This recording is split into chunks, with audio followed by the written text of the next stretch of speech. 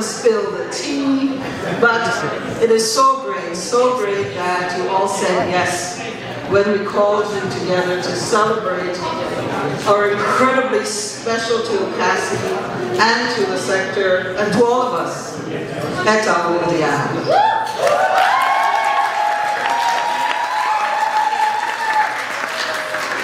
Eta, our Associate Executive Director, who has carried our sector and our members for 34 long years of leadership, of advocacy, commitment to justice and to community. Eta, your work has helped to shape OCASI into what it is today. A trusted and powerful voice for immigrants and refugees in Ontario and throughout the country. Your work, your presence, your great generosity, and your steady strength have meant so much to all of us, and especially to me. Tonight we gather not only to mark the end of an era, but to celebrate your legacy and the love so many people and all of us here have for you. So, I practiced. Know that this fabulousness is because of Abiba and Carolina and then many of us who gave input, but the two of them really carried it. Abiba sent me voicemails on how to correctly pronounce Amharic words and names. So Abiba, she made sure I was well prepared. So I've been practicing Etagamyo all day. For 27 years I called Etagamyo. And she never corrected me, she just smiled. Yeah. You got the real name. I got the real name. And I'm waiting to tell you what it means when I give my own speech. Please, Dolly, don't share yet. This is just the word. So, let's get the evening going. We have a number of folks who want to say nice things about Eta. We have great food. Please enjoy yourself. Soft drinks are all you can drink. Alcohol, you can have 2 on OCASI. What? I'm looking Carolina. 1 on OCASI. And then you have to pay for the rest yourself. And I must say, if you're drinking, please be responsible. Don't drink and drive, right? You can call what's a Canadian car service? Uber's US. We are not doing American at OCASI, okay? Call a cab. Cabs work. They're safe, especially for women. If you lose something, you can phone the dispatcher and say, tell my cab driver to bring it back. They're licensed in case they get into an accident. Call a cab. Are you nervous? So, Seriously? let's get our evening going. That's OCASI's liability statement. Please don't drink and drive. Please don't sue OCASI. I'll tell you one story about suing. I was trying to think of a joke to start, but then this just came to me. We used to have our conferences at Geneva Park, as many of you would know.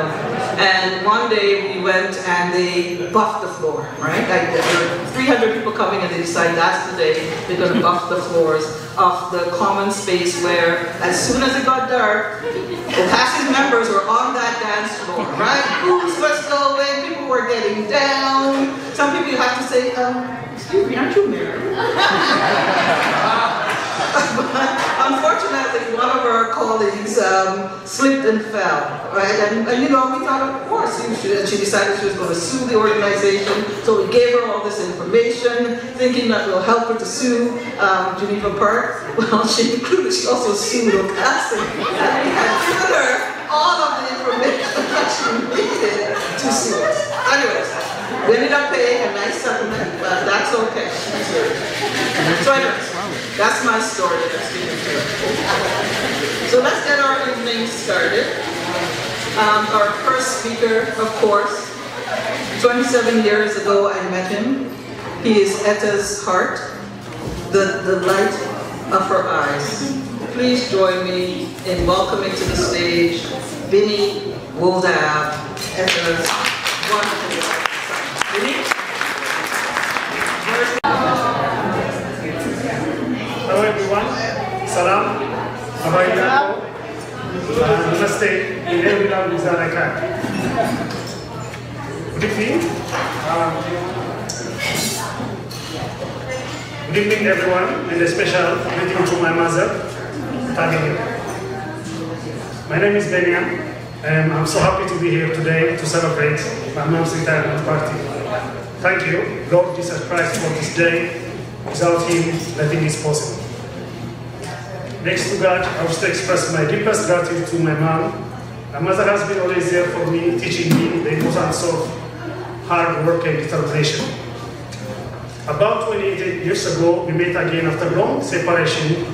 When I moved to Canada, that's when we began to live together as family once again. However, not long after, I started to live by myself and attended a local college. I always went back to get good home-cooked food and even carried out some takeaway. I also did my laundry there, and sometimes I feel like I never left my mom's place because I was always there, especially on the weekend. That is a mother who showered me with love and with her love and never got tired of me, even as a very adult man. Her generously extended, she shared her hard-earned money for those who need help, particularly families and neighbors who grew up together back in Ethiopia. She made it a tradition to support people in need, especially during the holidays. Well, we have a lot of holidays, so imagine that. My mother has been loving and caring. She gets excited when I am happy and cries when I'm sad. She has been with me through thick and thin. She is the source of my strength when I'm weak and helped me rise from my difficulties. I'm not ashamed to say my mom rocks.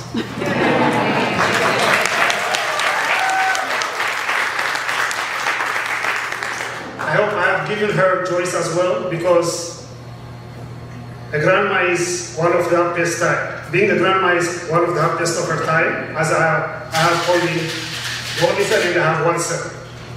She has been raised and still enjoys spending time with her grandson Izana. Mom, I pray that you may have, may God bless you with long life and health to see your grandson graduate and wedding.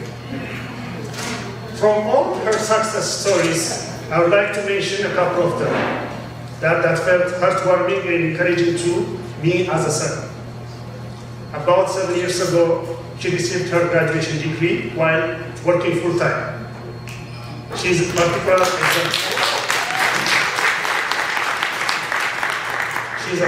example that age is not a limit to go back to school and accomplish a childhood dream. She inspired me to one day go back to school and further my education. Second one, in 2020, my mother was recognized as one of the 100 accomplished Black Canadian women.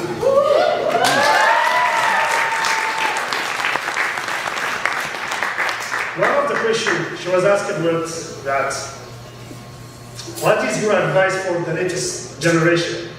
Her answer was, in this uncertain world, we should learn to live outside of our comfort zone, to make change in our lives and the life of other people around us. That was her answer. In the beginning, you may have heard me calling her name Tagini. Well, Debbie, I guess I'm going to spoil it for you. Because I'm already. And this is a short form for easier to pronounce, and I'm sure that helped her to integrate in Canadian society where Toronto is a multicultural city of the world. The question is, how did she get her name? The story goes like this. The day she was born, her older sister, her name is Neshi, means thousands. So excited to have found that she has a newborn sister. She kept yelling, I got sister, like, that's in Amharic word. And that is the exact name she was given, Etagenyo. So she's a sister to almost everybody here now, that her life is, expanding. Since then, her name was printed in all official documents, never changed. She was also known as Dad. Maybe some of you guys know her, for family and friends. I don't know how she got that nickname though. So I believe she would want to share with me one day, because now she has retired and I will be all ears. Fagenyo, Dadu, Ma. I thank God that you're my mother.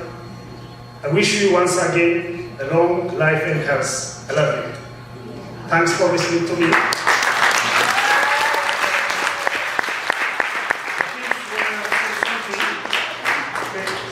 One second, Benjamin, just short comment from the floor. Now I know your mom used your name as password for your computer.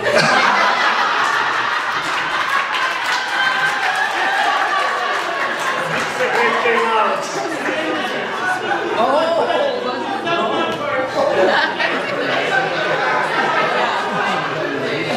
I wanted to say my son's name as a password, but maybe not. I'm still working, so I gotta keep it a secret. Okay. Hello? Hello, my name is Izana. I am Dadu's grandson, one and only.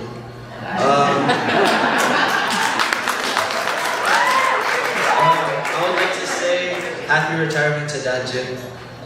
She was like a mother to me before my dad remarried, and she's still a mother to me either way. My dad said everything, but I would like to share a funny story. One time it was Dadu's birthday, and I asked her how old is she, and she said she's 100. And I was like, I think I was like 6 years old then. I believed it. So she dropped me off to school, and I told my teacher, hey, it was my grandma's birthday, she's 100. He's like, no way, my grandma's 100 too. And I was like, yeah, she's here with me. She's like, are you sure? I was like, yeah, he's right, she's right there. And so he went to ask her, and he said, oh, no, I'm not 100. I was just tricking Izana. And then after that, I never asked Dadu what her age was.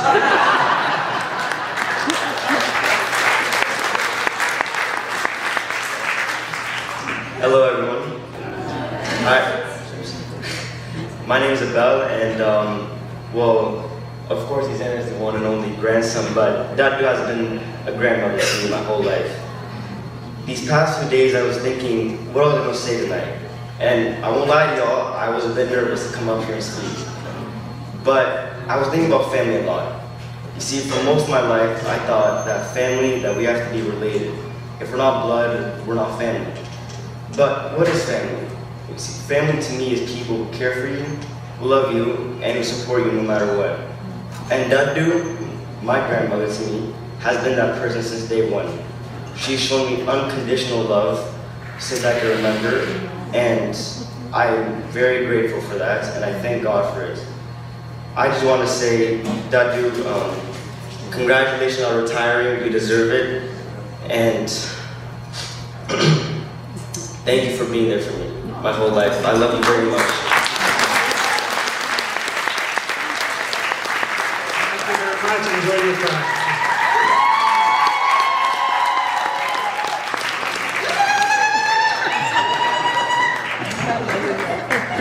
Thank you, fellas. I was going to say, we are family. It is a great pleasure for me to introduce our next speaker. When I first joined OCASI, I remember we were visiting in the south, and Marta used to accompany me when I drive around the province once or twice a year to visit member agencies, and we were in Welland. And the executive director of one of our member agencies there told me, she said, have you met that redhead boy yet? And I said, which redhead boy?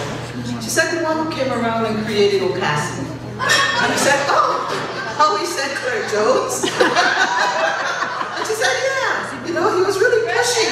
He came and he talked and talked and talked. So we finally all said, yes, we will join it.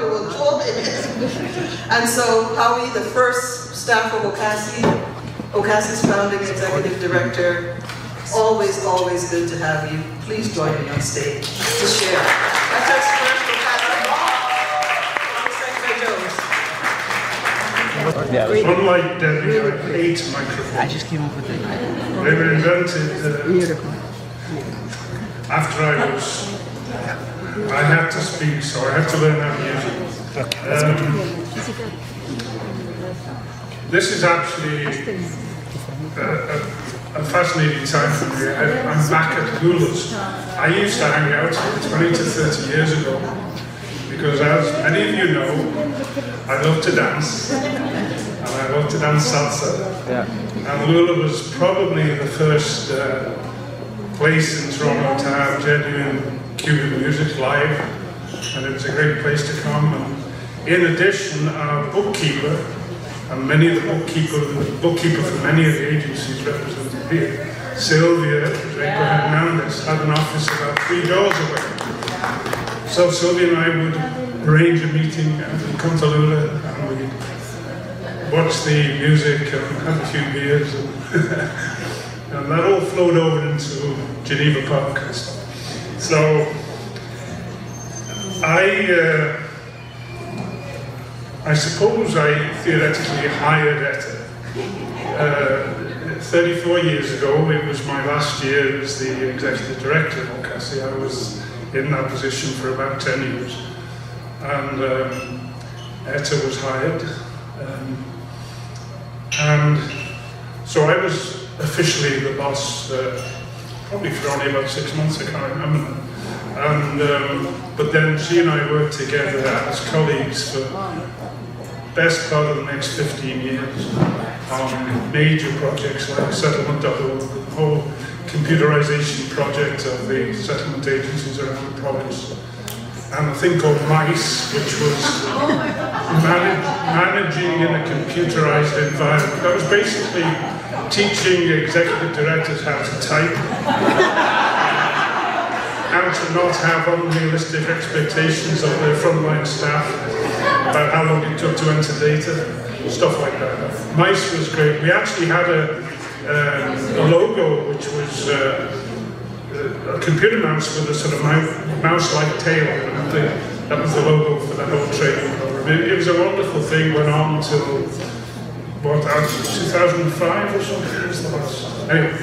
And then after then, I went my own way to a large extent, but I've always been in touch with Eta and OCASI. Most of you won't know, but some of the people in this room know, some of us old fogies from the 80s and the 90s, we have our own WhatsApp group. There's about a dozen of us. Many of us retired, or some just retiring, like Eta. And we don't talk about serious things.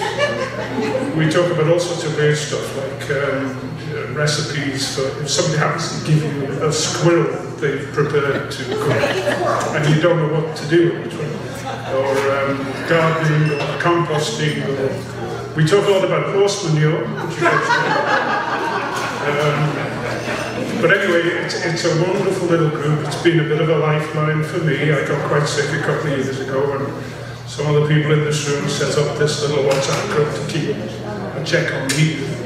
And then they allowed me to join it after I got there. But it's wonderful. We talk about all sorts of things. And I think it's like my extended family too, where it really has been great for me. On March the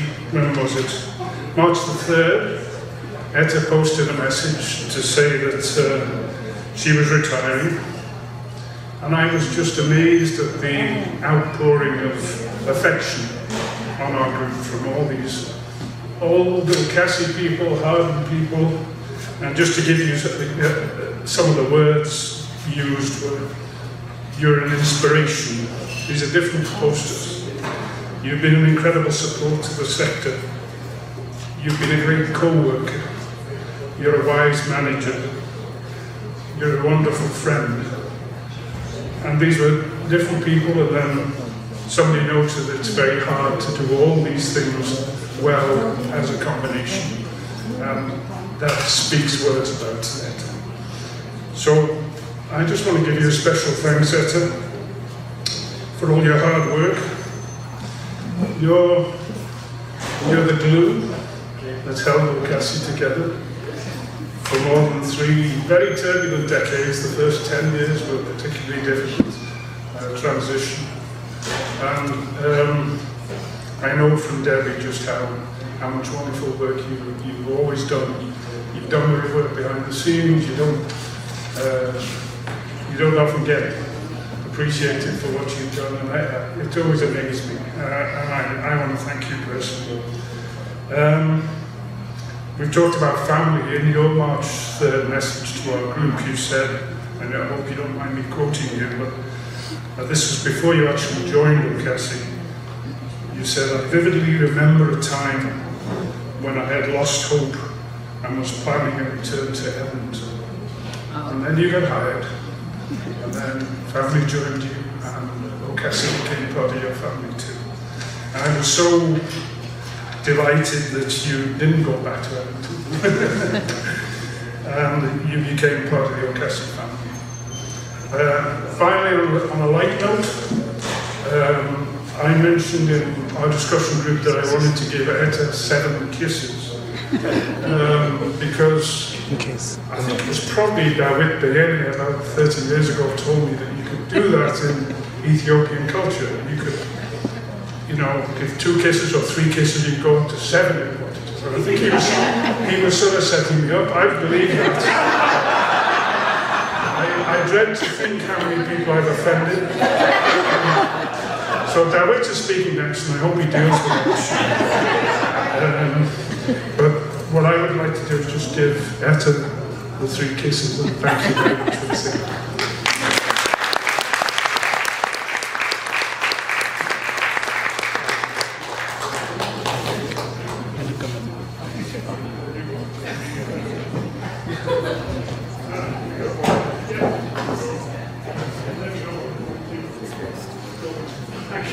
Another hand for Howie Sinclair.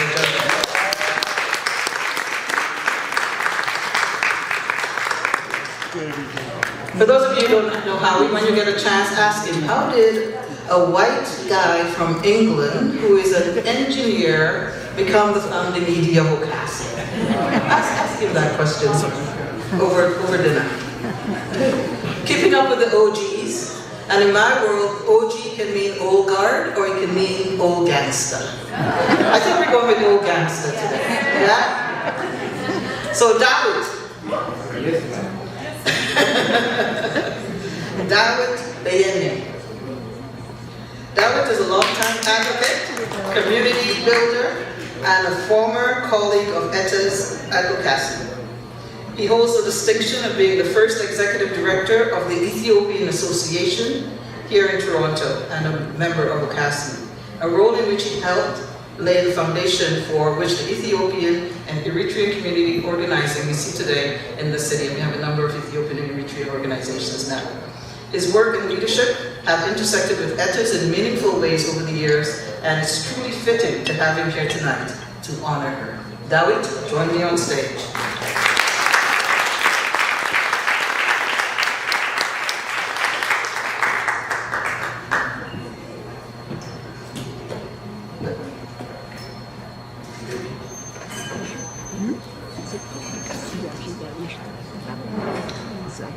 Good evening.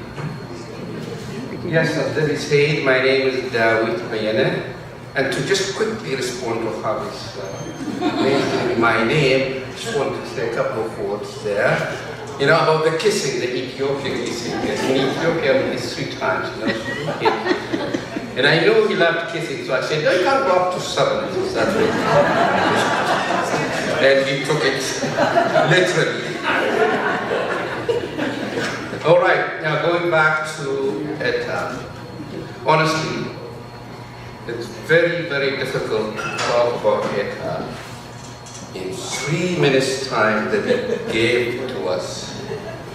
But she did much more than 3 minutes when she opened the deal. So I'm going to allow myself to go a little bit more on that one. Okay? I can talk for a full day about mother and grandma and grand-auntie Eta. I can talk another full day about a hard-working colleague of mine who is Eta. I can talk a third day about a true and lifetime friend, Eta.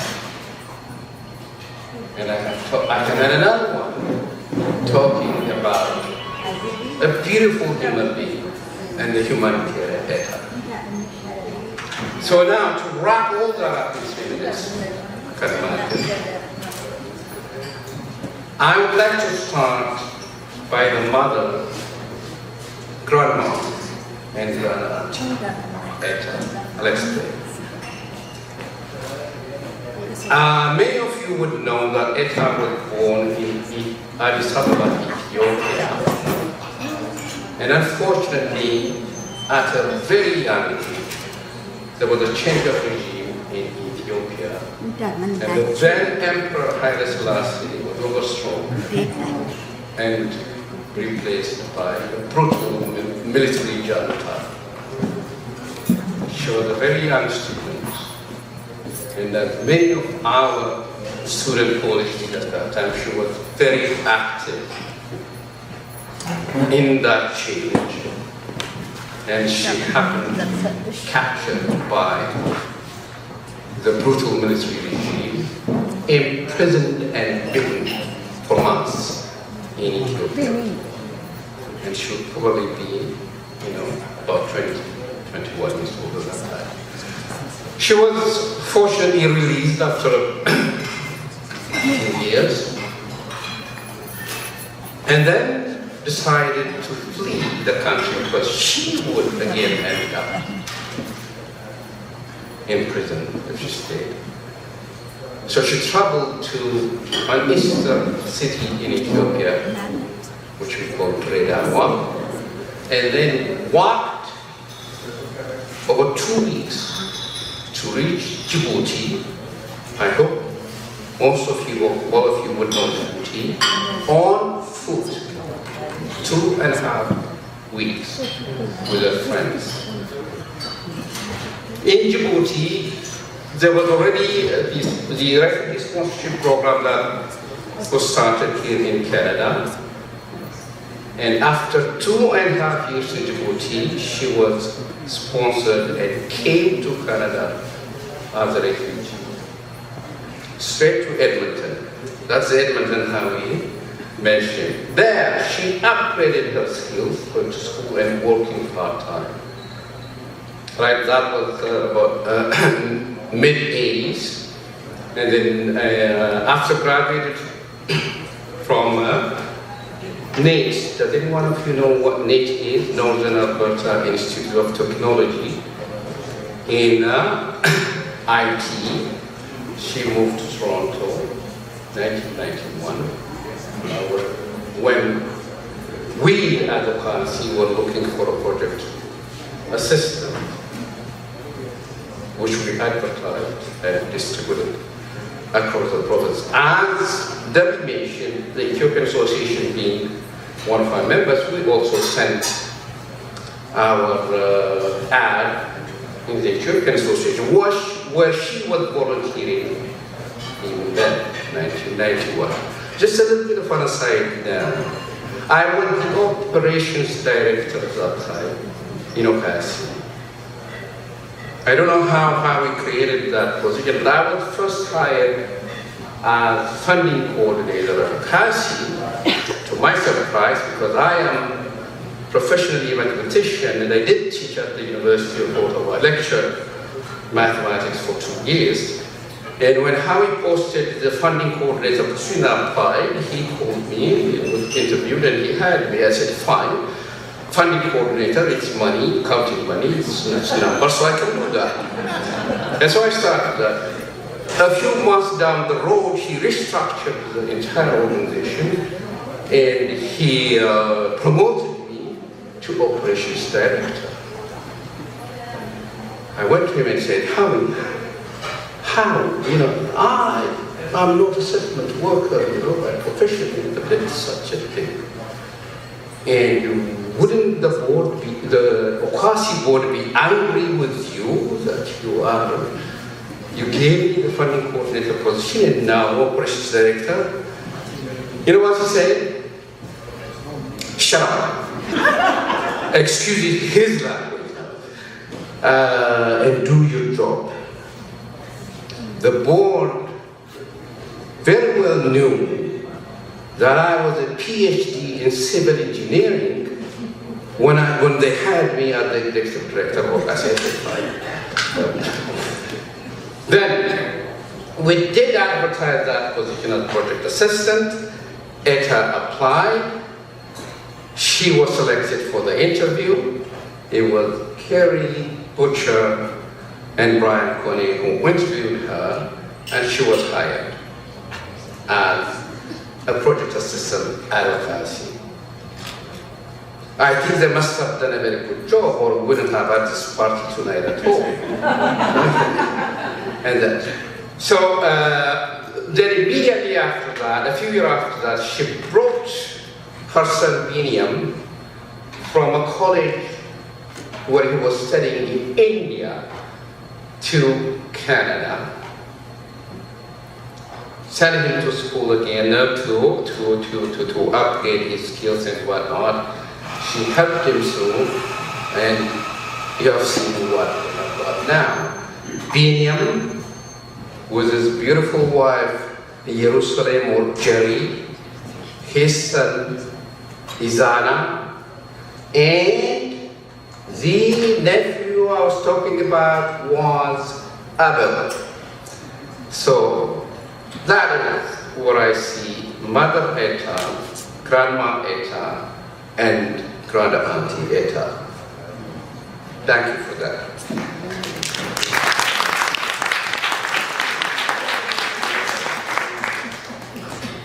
Then the second thing I want to talk about is really the hard-working colleague Eta. As I said, we had Eta in there, and I was a operations director. I'm not sure who her first boss was. Was it me or you, Kerry? And then we worked together really hard. Two flagship events of OCASI's.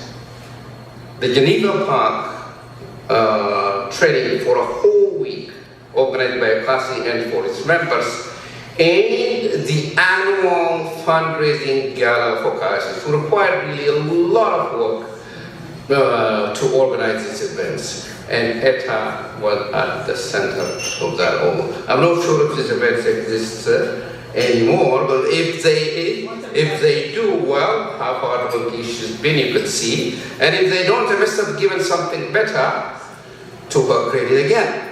So, now, the third thing I want to talk about a little bit is her true and lifetime friendship of mine.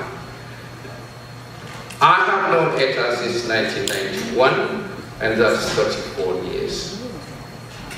And many of you know that I lost my first wife way back in 1993, and Eta was there for me literally day in, day out, for days with my relatives, and also supported me for months with my relatives during that hard time.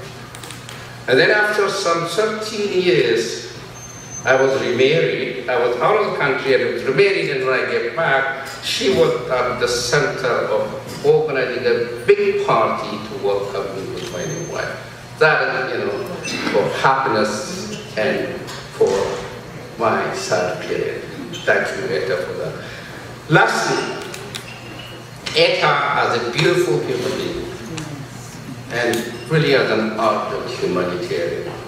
As I said earlier, she came out from Ethiopia on foot to Djibouti and came to Canada as a refugee. She hasn't forgotten that route today. She sponsors refugees from East Africa as friends even today. That's how beautiful and really ardent humanitarian she is. So thank you, Eta, for being a mother. Thank you, Eta, for being a colleague. And thank you, Eta, for being a beautiful human being and humanitarian.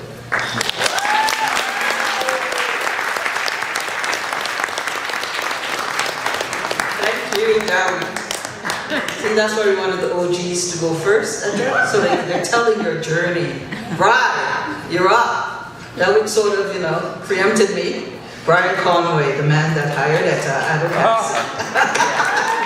Brian quickly left OCASI as soon as I got hired at OCASI. Before, landed at Trillium where he continued to do excellent work supporting community, ensuring that fairness and all the stuff that he talked about when he was an advocate was true once he got to the funders. I'm speaking slowly so Brian can find his speech on his phone.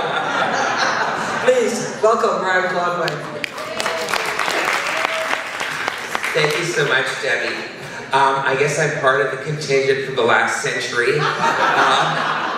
I worked at OCASI in the 1980s and the 1990s, and I'm really pleased to be here to say congratulations to Eta, remarkable Eta, and congratulations on your remarkable career. I'm just so happy I got a chance to work with Eta, and it was a great time. I mean, it was challenging. The 90s were especially challenging for this sector, but we did such great work, and Eta made such a huge contribution to the sector. I remember that hiring committee. Of course, those days, even a project assistant, we wanted somebody multi-talented, multi-skilled, aligned with the values and principles of the organization. And I remember that interview, before I said, we're not going to find somebody, we're asking for the impossible. And we met Eta, and just after that interview, just the smiles, we found the perfect candidate. And Eta was so helpful because we were still using typewriters. Whiteout was one of our main office supplies. We were not really, even in the we were a little bit behind. But Eta made a great contribution, and I'm just so happy that she's getting a chance to retire now after all those years. 34 years, I just can't believe it. But thinking of Eta, thoughtful, strategic, insightful, generous, kind. I can just think of so many words to describe this marvelous person. And I retired about a year ago, and it's great. It's great. Enjoy the naps, the sleeping in, more time with friends and family. And again, congratulations and all the best.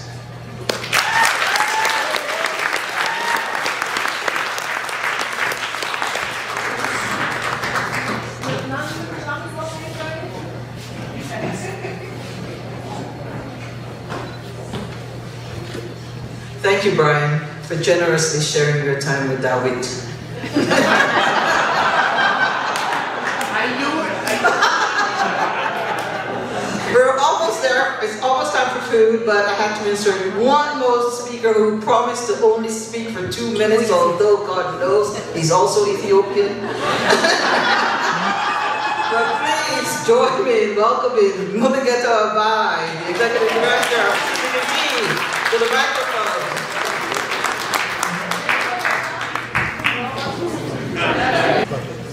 Good evening, everybody. I was not really prepared to make a speech. This was the last minute because I didn't know what to say. Eta was everything for me. When I first became the executive director of the Canadian Center for Victims of Torture, one of the first calls I received was from Eta. I didn't know her at that time, but she said, "Mulugeta, congratulations. We are here to support you." And she did over the years. I think I have met several times.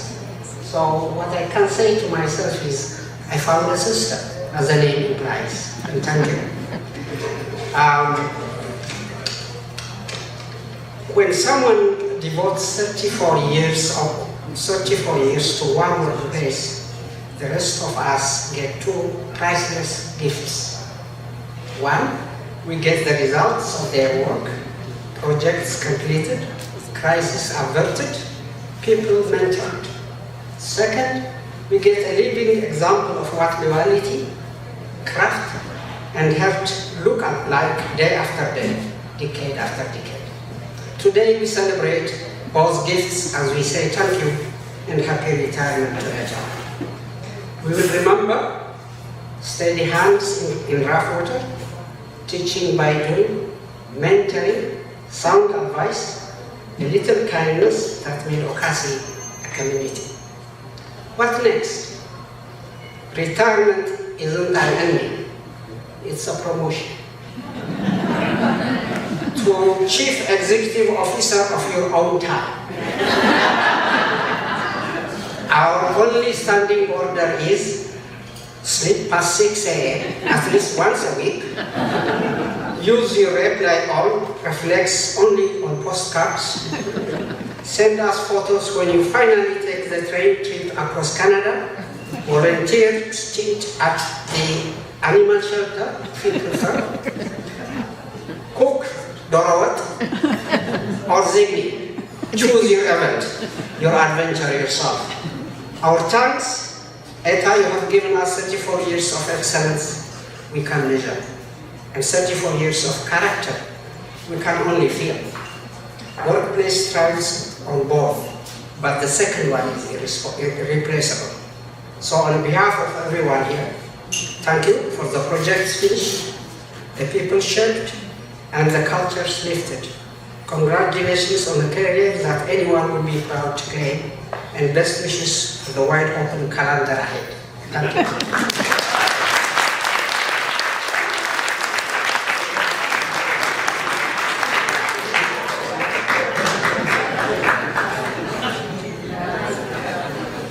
Thank you, Mulugeta.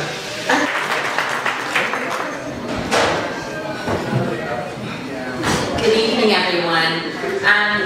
I know the food is so good, and I want to thank Eta first for just bringing us all together.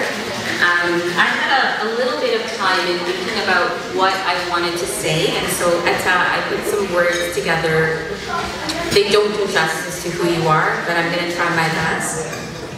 Being here today brings up a lot of emotions for me, because Eta, your leadership, care, and vision has left a mark on so many of us, including me. Eta was part of the hiring committee that brought me into OCASI back in 2020. I remember walking into that interview feeling so intimidated. This was my first real job, my first career job, and I was still figuring out who I was in this work. But there was something about Eta's presence, her calmness, the steadiness in which she spoke, her focus that stayed with me. And when I found out I got the job, I remember feeling so grateful. Eta became my first mentor, the first person who looked at me and said, "Why not you?" Eta took me under her wing. She brought me into rooms I never imagined being in, and pushed me to do work that mattered. She celebrated every win with me and always reminded me that the work continues. I never wanted to let her down, and I still don't. She still checks in, still challenges me to grow. She still sees that fire in me and fans it in the way that only she can. I love and appreciate her for that. So much of how I move through the world, how I speak, how I lead, how I show up in community has been shaped by you, Eta, and my time at OCASI. Eta made it possible for me to complete grad school while working at OCASI. She encouraged me not to separate the work I was doing in community from my academic pursuits. That insight became the foundation of the research program I'm currently building. Eta taught me that integrity, accountability, and care aren't just values, they're ways of showing up in the world. Her impact on this sector has been tremendous, as we heard earlier today. She helped build OCASI's digital platforms like settlement.org and establishment.org, which continues to support thousands of newcomers across Ontario. I was thinking about the groundbreaking work on gender-based violence in immigrant and refugee communities, where you work to ensure that the toolkits and the stories that were created were trauma-informed and rooted in and grounded in anti-oppression. You played a huge leadership role. I thought about in 2016 when we saw the influx of refugees from the Horn of Africa who were struggling, not getting any media attention, and you came together and encouraged us to work with these settlement organizations so they could better support these refugees. I'm thinking about, Debbie mentioned earlier, the Positive Spaces Initiative and the Accessibility Initiative, which I had the honor of coordinating for almost 9 years at OCASI. That's a long time. You created spaces for us to lead. And what I also really appreciated about you is that you expected that we weren't just delivering content in the program, you challenged us to change these systems and not be rooted in deficit thinking.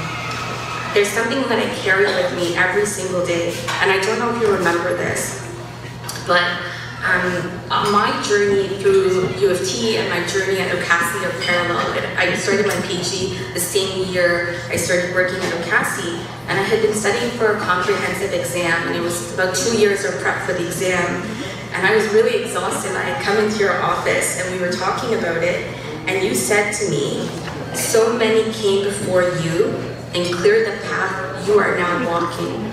Remember to continue to clear the path for those coming with and after you.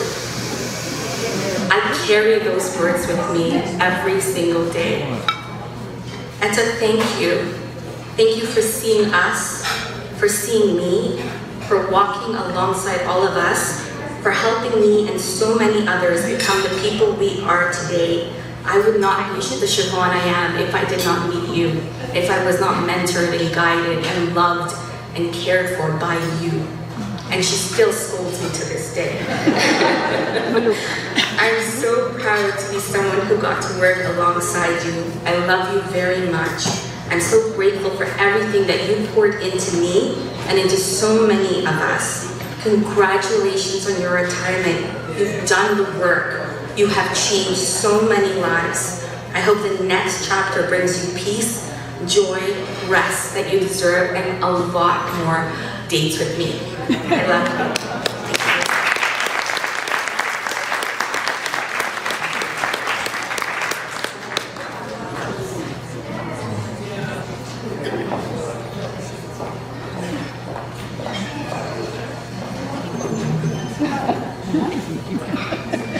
Thank you, Siobhan. Everything you said about Eta is certainly true. Up next, Mr. Dave Montague. Mr. OCASI. About 20 years ago, as we've heard from many of the speakers, Eta led OCASI and the broader Ontario sector through a technological transformation.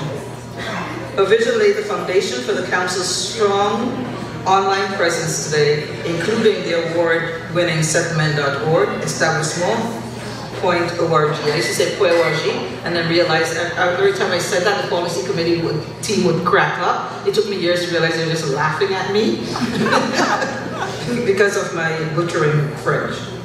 Anyways, please join me in welcoming settlement.org's former manager and a stalwart of the council, Dave Montague, and my fellow Saji.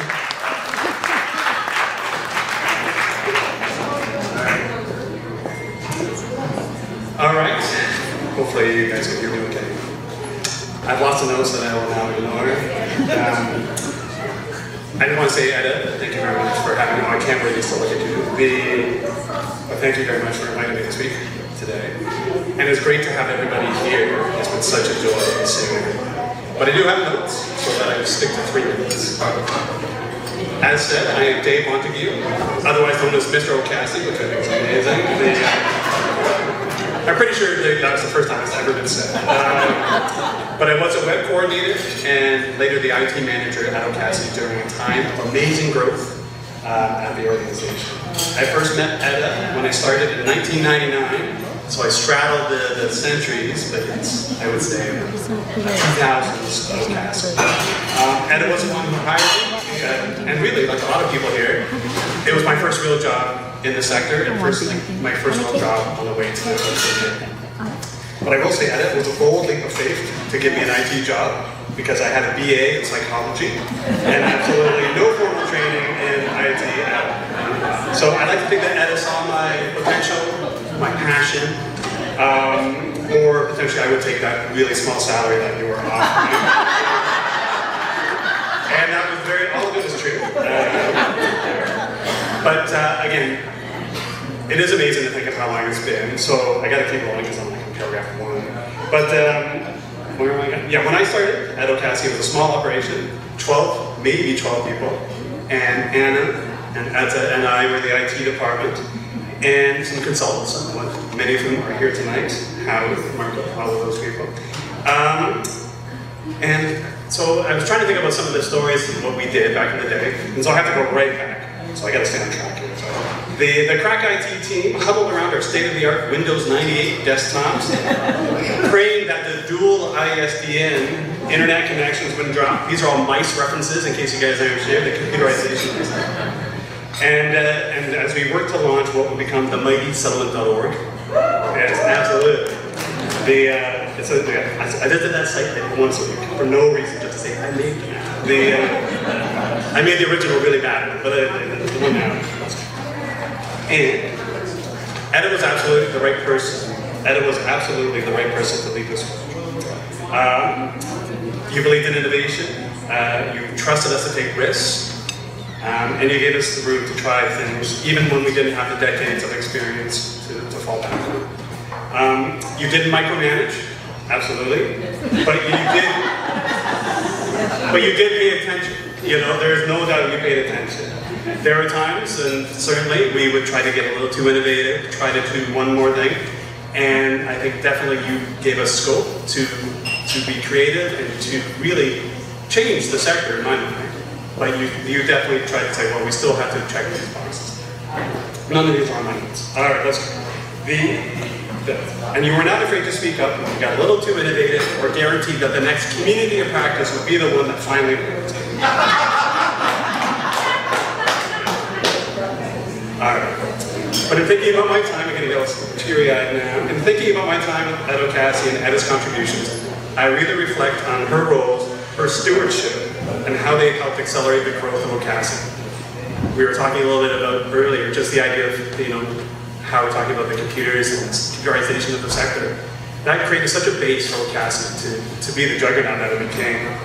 As I said, when I started, we had 12 staff. Eta was the IT manager.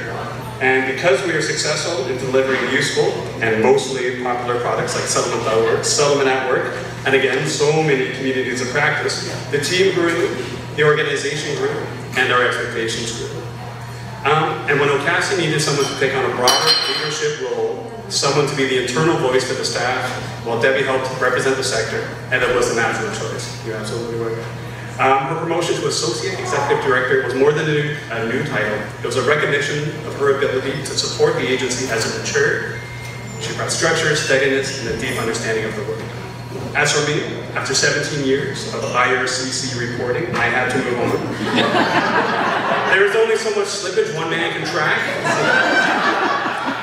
But luckily for OCASI, Eta stayed, and with Debbie and the team, she kept OCASI growing year after year into the national leader that it is today. I am deeply proud of my time at OCASI, and again, coming here today has just been amazing, seeing everybody. And so much of that pride comes from having had the chance to work with people like Eta. Your commitment to me has been so much, and it had a huge impact on my life. And your commitment to contributions to OCASI can't be overstated. Eta, it was an absolute honor to work with you, and congratulations on your return. Thank you very much.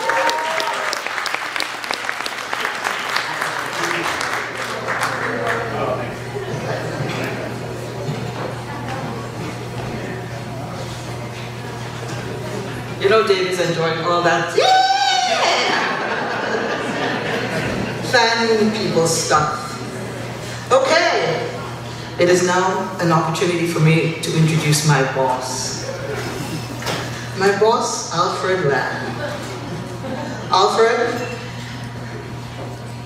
is the chair of OCASI's board and has worked alongside Eta and I to ensure that OCASI remains a strong and effective voice for the communities that we serve. His deep understanding of the organization's mission and his collaborative approach have been instrumental in advancing the work of the council. Alfred Lamb, please join me on stage.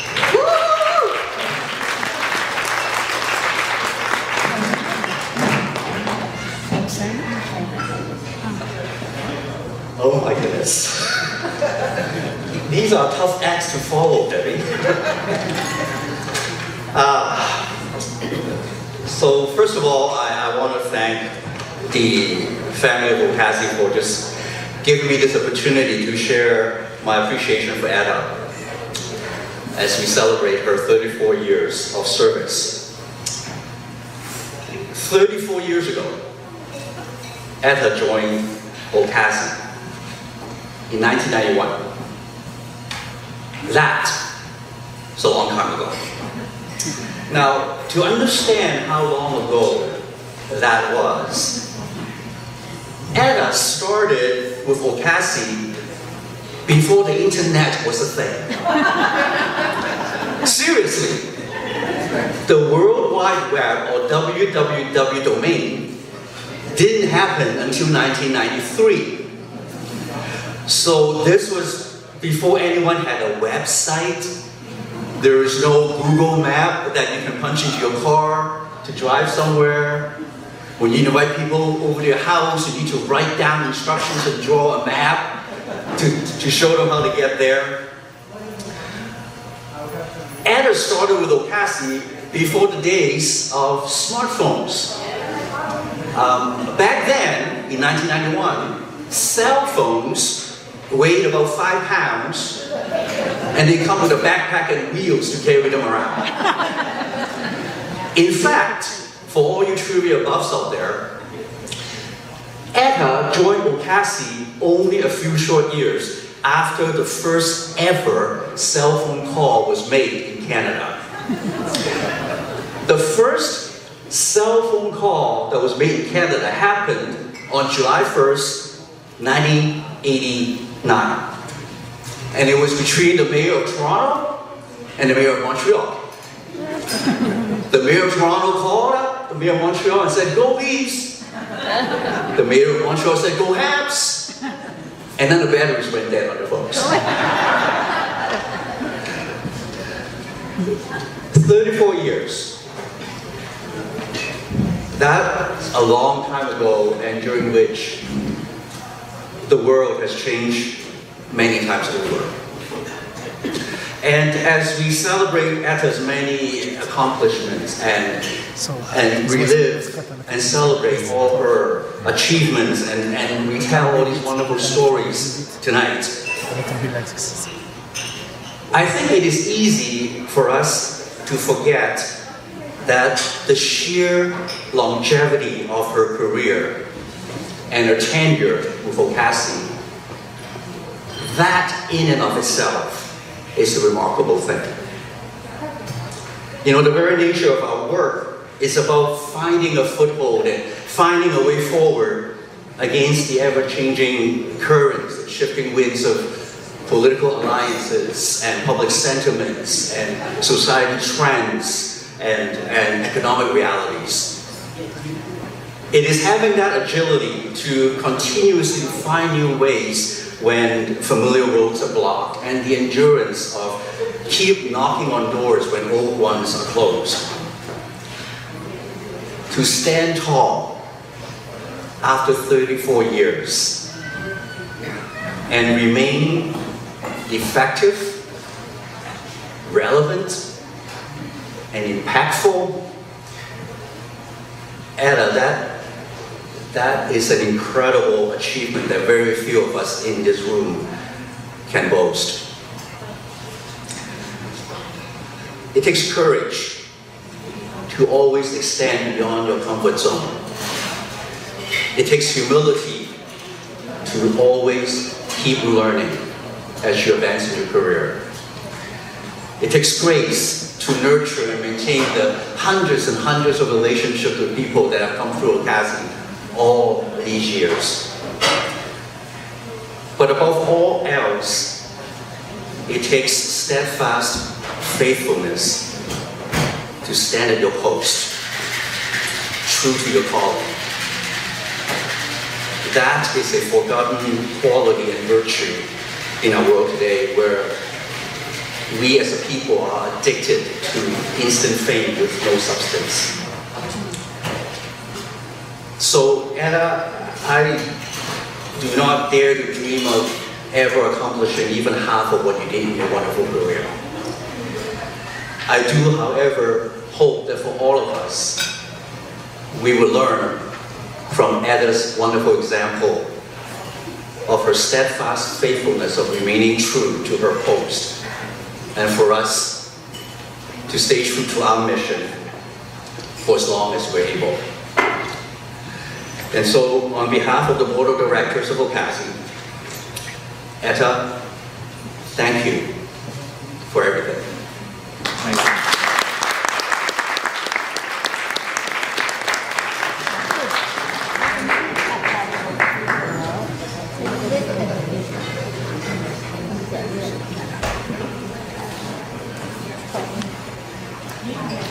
Don't you all wish you had a board chair like that? We can send him anywhere. We don't have to do briefing notes. We don't have to worry about what he's saying when we turn on the TV or the radio. We know he'll always be dressed nicely.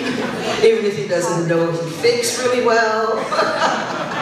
Best chair. Thank you so much, Alfred. Our next speaker needs no introduction. Joined us a number of years ago. Time flies, doesn't it? And has just really taken the organization and its administration and its finance to a whole other level. Please join me in welcoming to the stage our Director of Finance and Admin, Nectarius Kikonyogo.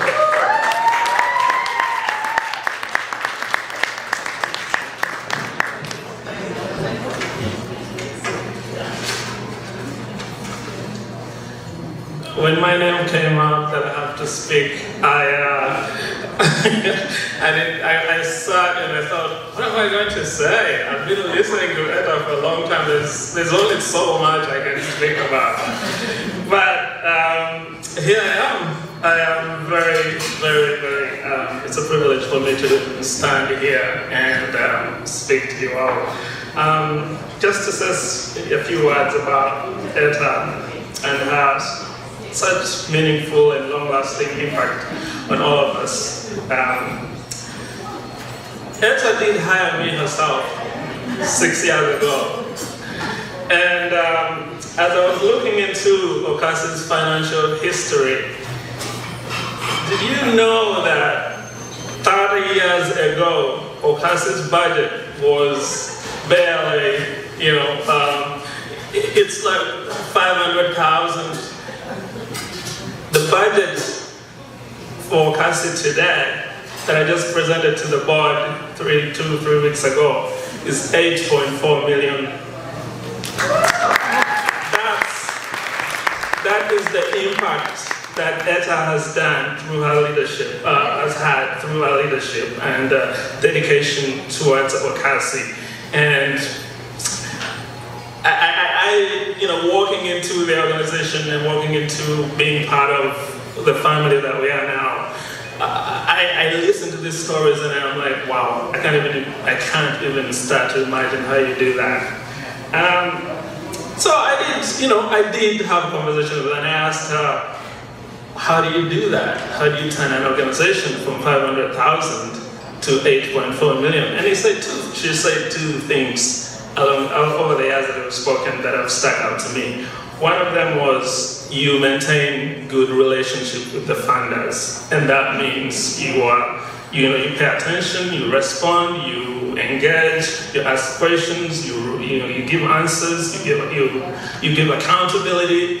The other thing she mentioned was you have to be ready to take opportunities when they come, and by that I mean, all the projects that we have at OCASI over the years, Eta has managed them all, whether directly or indirectly, she has done it. And whether we do have a management gap or someone has left, Eta takes over the projects and she does that work.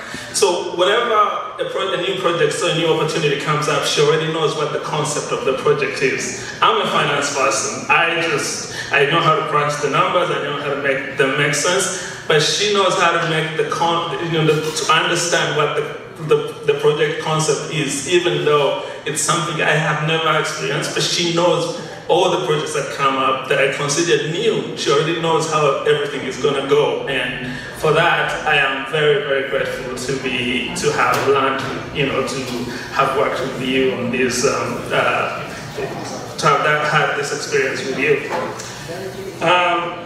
And I continue as I continue to, I continue as I keep working. I take that bit of advice that I've listened, from you over these years, and especially in the non-profit sector, where there's a lot of uncertainty when it comes to employment and and funding situations.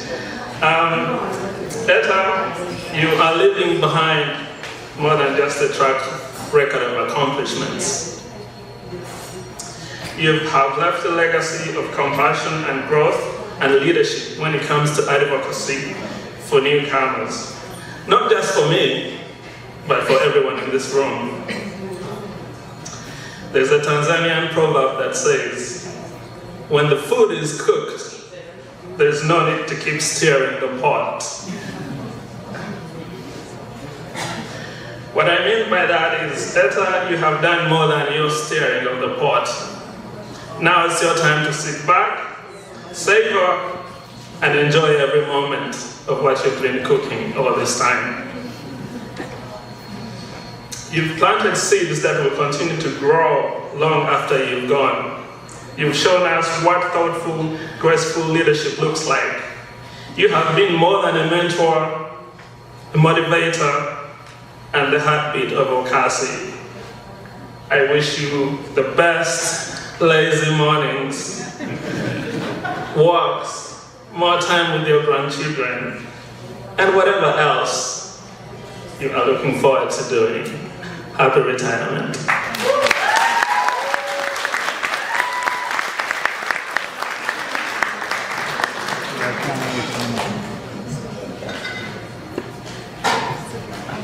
Okay, we're almost there. Will all my colleagues who helped to organize this evening stand up, please?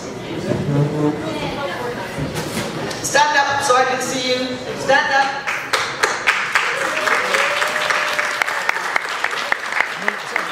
This dynamic group was led by the best organizer. I saw an email from Harry St. Clair Jones yesterday that said, thank you so much. I know exactly what I have to do. I know exactly where I have to be. And I know exactly what time. You're the best organizer it's ever come across. So please join me in warmly thanking the organizing group, especially our leader, Ahmed. Carolina, thank you so much for all the support that you offered as well. And now it's my turn. I was going to introduce myself and then come off the stage and run back up. But I thought it would be too much. Eta,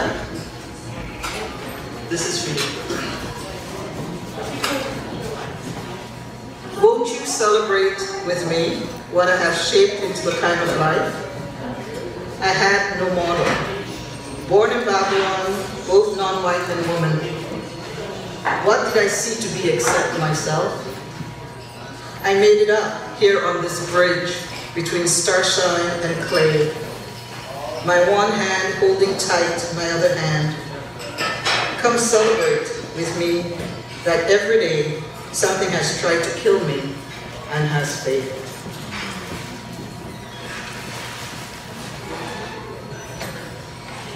Eta Yenu, I have found a sister.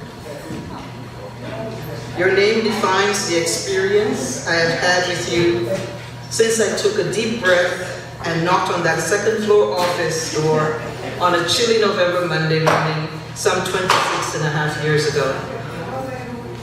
It was your smile and that of our beloved sister Amina, who I know is here with us today, smiling from the ancestral realm. That was my first welcome to OCASI. It was you who sat me down and asked me questions, guiding me with grace to pay attention where I needed to. It was you who got to read my first speech I wrote to share with members at my first OCASI dinner and dance. And it was you that gently touched my shoulders and slightly shook your head when you sensed my frustration and anticipated that I would say or do something that would add nothing to change a situation and that I would later regret. Eta, the sister that I found and that I have grown to love and cherish, it was you that modeled for us all how important it is to marry vision and action. It was our late night meetings with Howie and Michael Myloff that instilled in me that OCASI work ethic as I learned and breathed the stories of the building of the council, and I witnessed the coming to fruition of the sectors and the membership leap into the technological future. You are a visionary, a leader who measures her success by the success of those you have nurtured and coached and coaxed into excellence. Many of us are gathered here today to pay homage to you. I am thankful for you, Eta, my friend, my sister. Thank you for leading, for sharing yourself and your brilliance with so many of us. From the African Solidarity Network to the inclusion of organizations like ERDCO, the Ethno-Racial Disability Coalition of Ontario, in our work. It is your commitment to our members and the communities that they serve, your recognition that excellent work is being done at the grassroots with little or no funds that encourage me and others to advocate for what we now have as the Equity Fund. This is your legacy. You are a rare political being who walks her talk, always and in all ways. And I stole that line from my beloved Agamia, who's not here with us, but sends her love and her hugs. You, Etenge Bolda, are a phenomenal woman. And to paraphrase one of my favorite authors, Maya Angelou, now I understand just why your head is not bowed. You don't shout or jump about or have to talk real loud. When we see you passing, it ought to, and it does make us all proud. It's in all of who you are, including the click of your heels, the bend and curls of your hair, the palm of your hand and the need of your care. Cause, Eta, you're a phenomenal woman, phenomenally. Phenomenal woman, that's you. Thank you, Eta, for 34 years of excellence.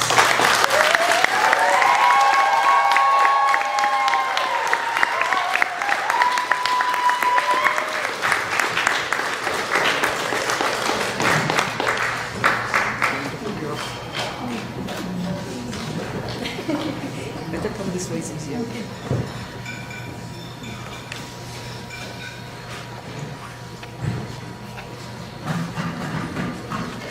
And before Eta speaks, I want us to grab a glass, I don't have one, and join me in saying, Eta, thank you for 34 years of excellence. We wish you good health. We wish you relaxation and fun. I was going to say sex.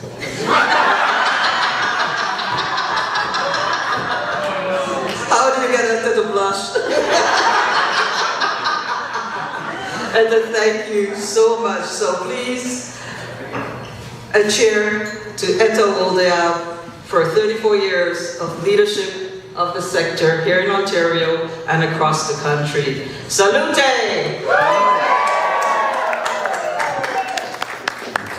The floor is yours.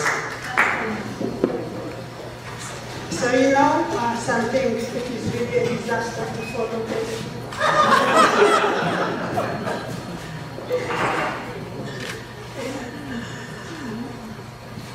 So, it is overwhelming to hear people talk about me. Sometimes I feel I am out of the body and listening to someone, someone being praised. So, I have a note that, I have to admit, public speaking isn't my forte. I don't have much of a choice, but today I don't have much of a choice, I need to speak. So I ask you for patience if I stumble over my words or mispronounce something along the way. That said, what truly matters is really the message I'm here to share. Again, more than, I just want to thank you all. I'm overwhelmed. So I feel, you said sing, I feel like singing. Have I told you how I stand and cried? Because that's what I feel. I just want to cry. So thank you all for coming to my retirement party, seeing colleagues, friends and family gathered to celebrate this special occasion is heartwarming. Merci à vous tous d'être venus à ma fête de retraite. Je suis très heureux de voir mes amis et ma famille célébrer cette occasion avec moi. ወገኖቼ መስሪያ ቤቱን ጥሪ አክብራችሁ ስለመጣችሁ በጣም አመሰግናለሁ። ከኔ ጋር ሆናችሁ ለመደሰት እዚህ ስለተገኛችሁ።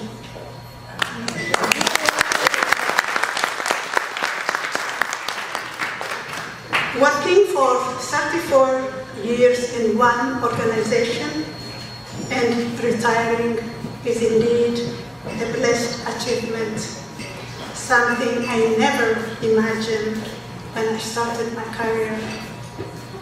When I moved to Canada, I often heard people say that the maximum number of years one can work in an organization is 5 years. However, I have proven that this is not always the case. As some speakers have said, my journey began in 1991 when I moved to Toronto, hoping to find a programming job that will provide better opportunities than those in Edmonton. Unfortunately, I arrived during a recession and nearly lost hope. I even contemplated moving back. Then I came across a job advertisement for OCASI. I interviewed successfully and joined OCASI. As it was mentioned, it was Carrie and Brian who interviewed me.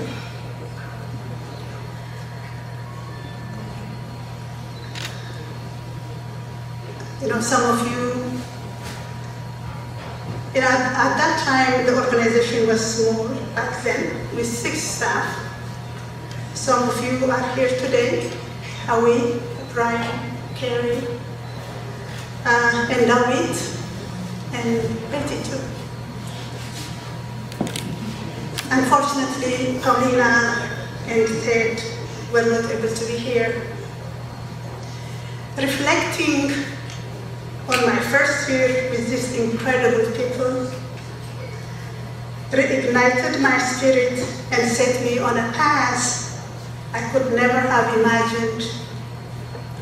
Working with such inspiring individuals strengthened my determination to stay in a non-profit sector, even though my original dream was to work as a programmer in a corporate or government back office. Over the years, I have been involved in various roles, from program assistant to office coordinator, IT coordinator, then manager, and associate executive director. Working at OCASI has been a transformative experience for me.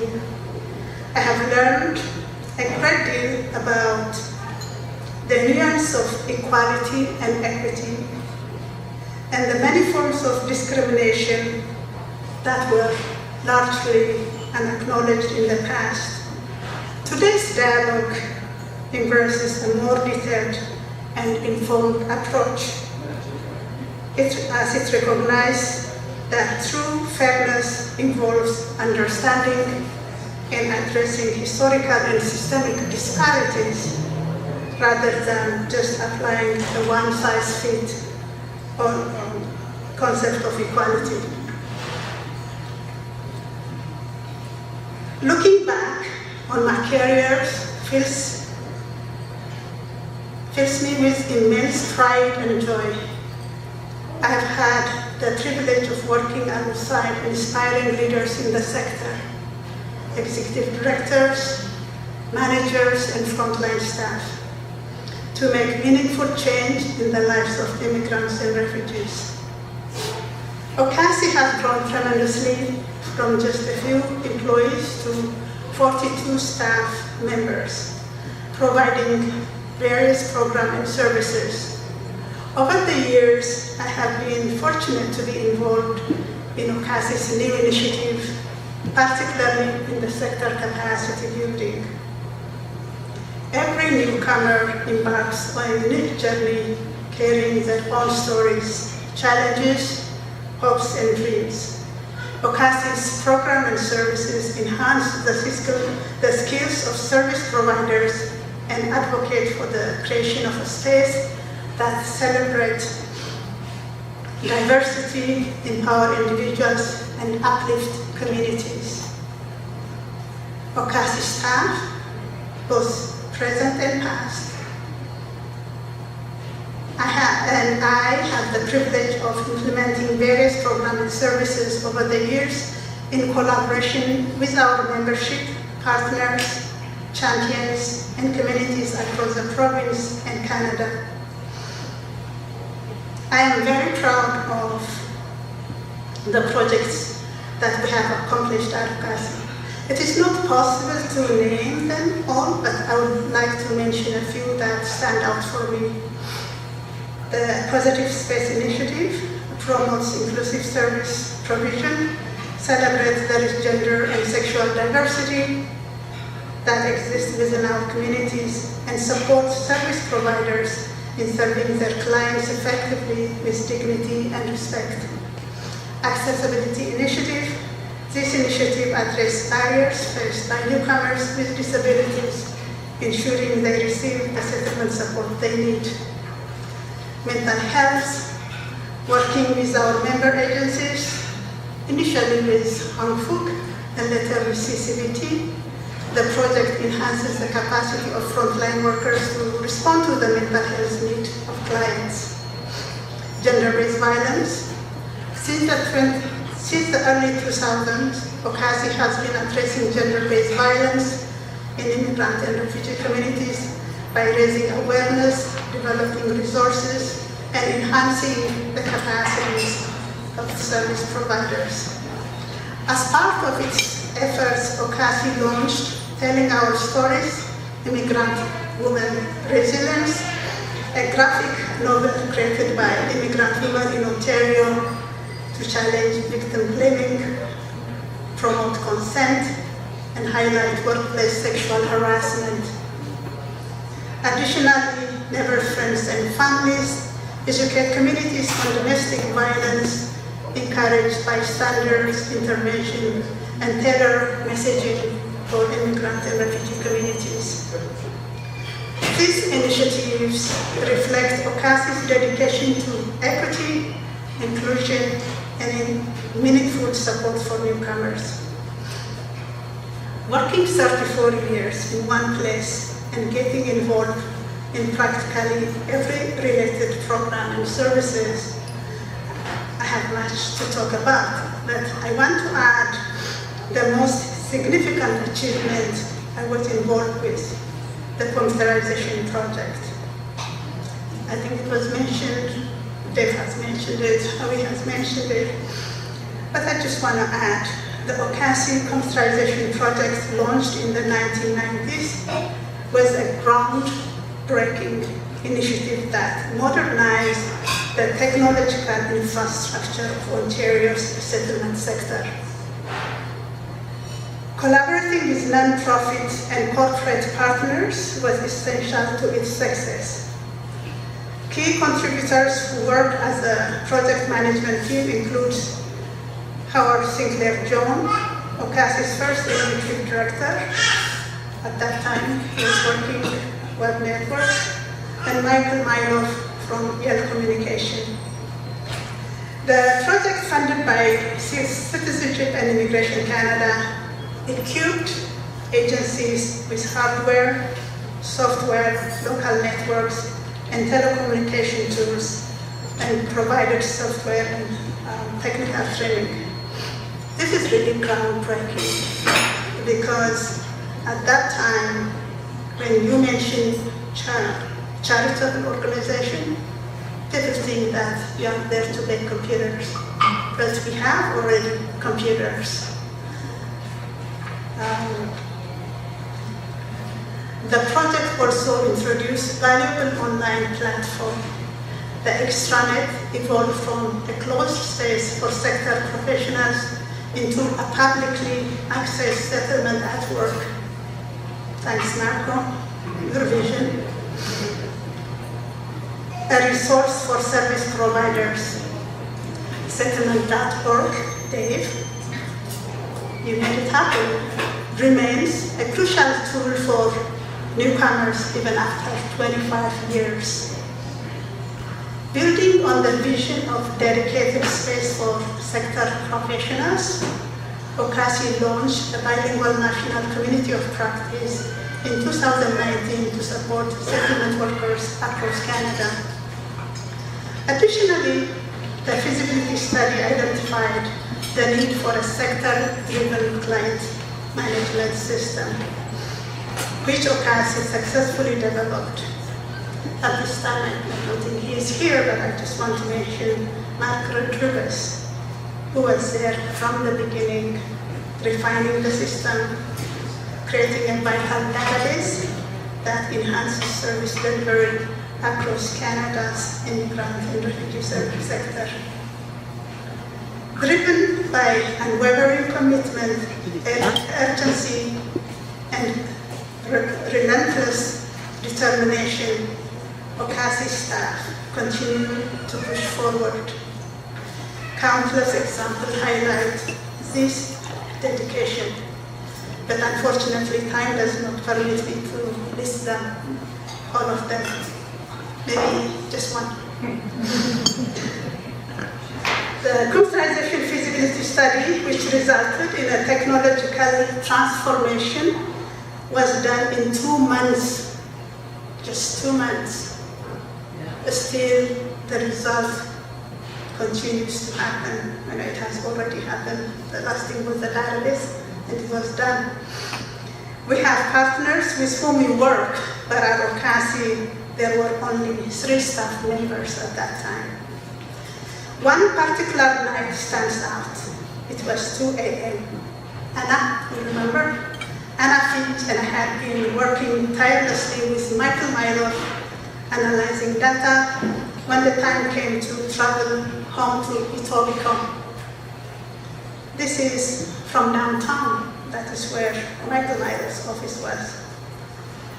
The taxi could have dropped me off first, but I couldn't let Anna go alone. She was young, bright, and beautiful. She still is. And as we drove through Belfield Avenue, an unfamiliar industrial area, it is interesting. I just live near Belfield, but at that time, I moved from East End to West End. A wave of unease washed over me, not for myself, but for Anna. After all, I had a responsibility to keep her safe. Yet, that moment was just one of the many where dedication overcame exhaustion, where determination silenced doubt. At OCASI, we recognize the true impact of our work. It wasn't merely about upgrading technology, drafting proposals, or implementing projects. It was about transforming the sector, ensuring immigrant and refugee service could adapt and thrive in an ever-evolving landscape. When the opportunity to create meaningful change arose, we seized it, regardless of the sacrifice or the hour. Mind you, we have also fun. We really enjoy and we love to make jobs. But it is hard work and we accept it. Today is a moment of reflection, appreciation, and gratitude. I want to express my heartfelt gratitude to all of you who have crossed my paths, work or personal, collaborated with me and supported me in the journey. That includes my young family and friends who are here to celebrate my retirement. Izana, Abel, Kalaab, and Abigail. Thank you. To the OCASI staff, past and present, thank you for friendship and unwavering support. Working alongside each of you has been an incredible journey, one filled with purpose, passion, and a shared commitment to building a stronger, more equitable settlement sector. As I stand here, I want to honor those who are no longer with us, but whose contribution remain woven into OCASI's history. Amina Malcolm, a dear friend and a strong advocate for women and refugee rights. Barbara Bettman, our trusted finance manager who ensured stability and structure. Paul Newby, our talented web developer whose work strengthened our digital presence. Immaculate Muni, though she moved on from OCASI, left behind a lasting legacy in gender-based violence and youth programming. Her work remains foundational, shaping the continued evolution of this critical initiative. You know, it is remarkable that over my 34 years at OCASI, I have only worked under 3 executive directors, each with their vision and impact. Howard Sinclair John, whom I met as he was transitioning out, but whose commitment to OCASI continued through projects like the computerization initiative. Charlene Perez, under whose leadership the computerization project took root and transformed the sector. And of course, Debbie Douglas. I have worked with Debbie for the longest time, and working with her has been a privilege. Her leadership, insight, and enduring advocacy for racialized immigrants and refugee communities make her a national treasure. She more than deserves to receive the Order of Canada. Her influence is irrefutable. When Debbie speaks, bureaucrats and politicians listen.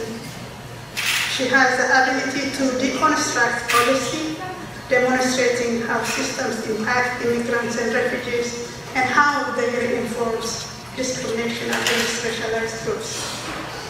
But beyond leadership, Debbie is more than just a boss. She is a sister, mind you, my little sister, where she has to listen to her older sister, a friend, and a force for change. Our dynamic has been unique, balancing professional collaboration and personal respect. I am truly grateful for everything you have done for me, Debbie, OCASI, and the communities we serve. Thank you again.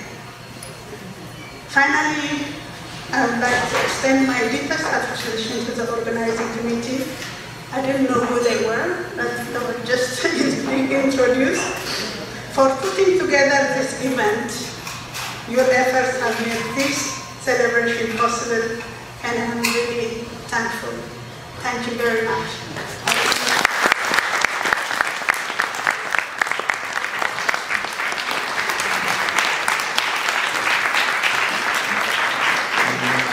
Come.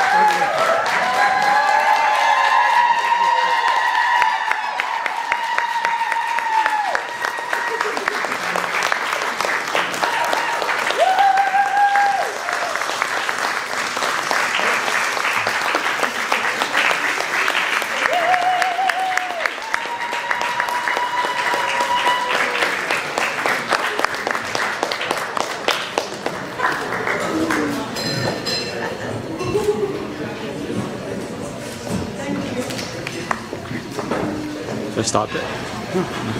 That was a great speech, Eda. Thank you so much. Okay, have some more food, eat some fruits, listen to music, take pictures. Please use that camera back there. Thank you all. Thank you again to the organizing committee. Thank you all for coming out. Thank you for Tula Lounge for your flexibility. Thank you, Chef Cher. Thank you to staff, to our bartenders, and our door people. Thank you to all of our speakers. Thank you. Thank you.